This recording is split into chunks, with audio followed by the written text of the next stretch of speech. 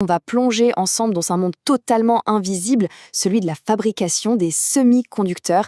C'est un univers microscopique qui est vraiment au cœur de toute notre technologie, mais qui aujourd'hui fait face à un mur.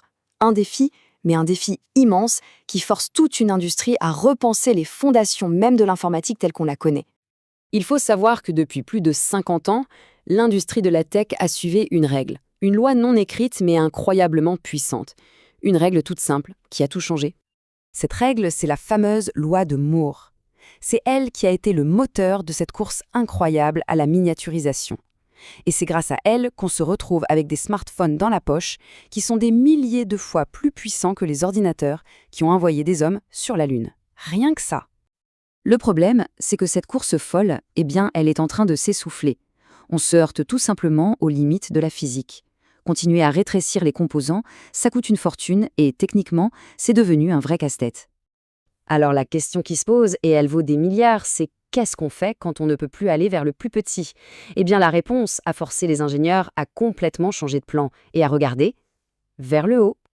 La solution, c'est un changement radical de perspective. On arrête de penser à plat, en 2 dimensions, et on commence à construire en hauteur. L'image est assez parlante. Avant, on avait une ville qui s'étalait, un grand quartier pavillonnaire, où on essayait de tasser toujours plus de maisons. Maintenant, on construit des gratte-ciel. On empile les couches de circuits les unes sur les autres. On gagne en densité, et donc en puissance. C'est ça, la fameuse intégration 3D. Regardez ce schéma, on voit très bien les différents étages qui sont empilés. Mais le plus important, ce n'est pas juste l'empilement. Ce sont ces connexions verticales, les vias traversants. Ce sont de véritables autoroutes pour les informations, beaucoup plus courtes et donc beaucoup plus rapides entre les différents niveaux de la puce. Forcément, un gratte-ciel sans ascenseur, ça ne sert pas à grand-chose. C'est pareil pour une puce 3D, il lui faut un moyen de faire communiquer tous ces étages entre eux. Et ces ascenseurs, ce sont les Through Silicon Vias, ou TSV pour les intimes. C'est vraiment la technologie critique qui permet aux électrons de voyager d'un étage à l'autre. L'image est parfaite, ce sont littéralement des ascenseurs à électrons. Le hic, c'est que fabriquer ces ascenseurs, c'est compliqué. Et surtout, ça coûte cher. La méthode traditionnelle, la gravure par plasma, elle est très efficace, mais elle est lente, terriblement lente, parce qu'on ne peut traiter qu'une seule plaquette de silicium à la fois. Il fallait donc absolument trouver une alternative plus intelligente et surtout plus économique. Et c'est là que la magie de la chimie entre en jeu. Des chercheurs ont mis au point une méthode tout électrochimique, une sorte de recette de cuisine de très haute précision pour construire ces fameux ascenseurs à électrons pour bien moins cher.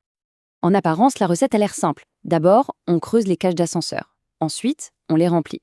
Mais tout le génie de la méthode, c'est que tout ça se fait dans un bain liquide.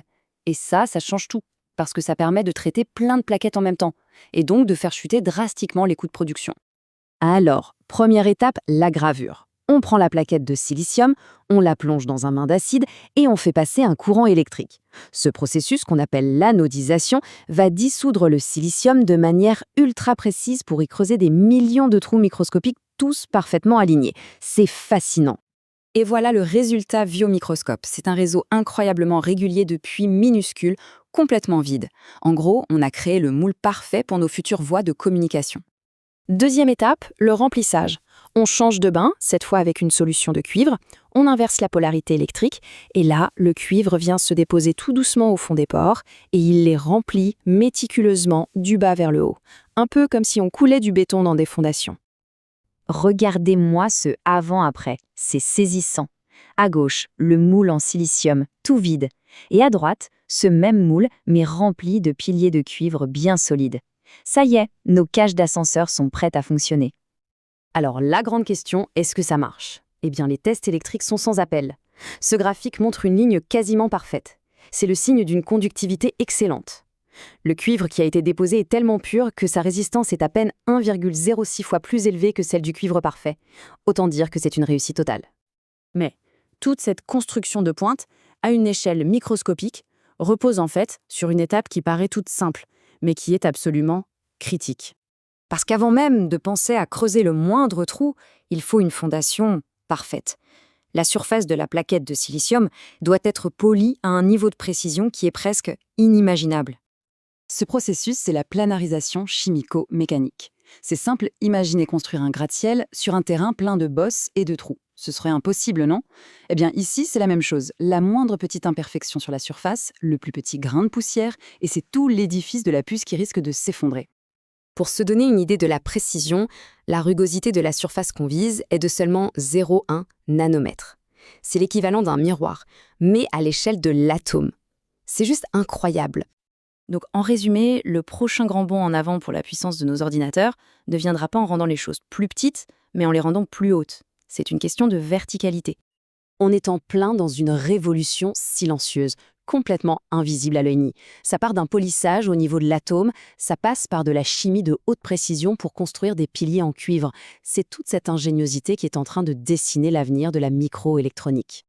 Cette approche verticale, cette construction en 3D, elle ouvre des possibilités complètement folles pour concevoir des technologies plus puissantes, plus rapides et qui consomment moins d'énergie.